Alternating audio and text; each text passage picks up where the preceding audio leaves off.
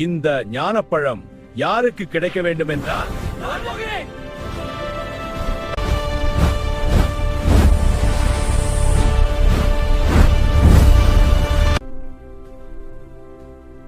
அப்பா அம்மாதான் எனக்கு உலகம்.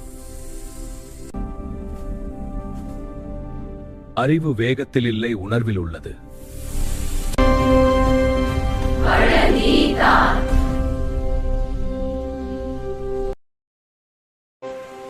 ஆறு படை வீடுகளில் இரண்டாம் படை வீடு.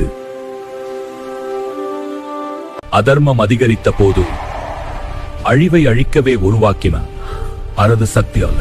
ஆறு முகம், பன்னிரு கரம், ஞானம், சக்தி, தைரியம் ஒன்றாக அவதரித்த தெய்வம் முருகன்.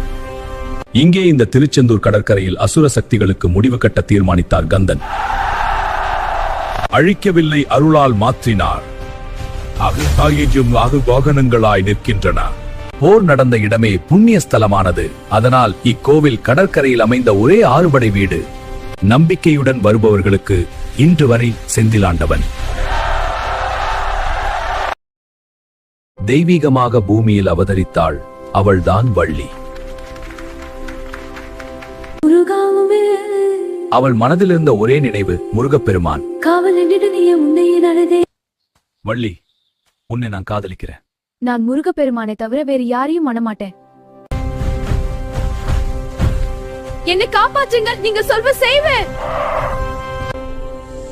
அவள் நினைத்த தெய்வம் அவள் முன் நின்றது.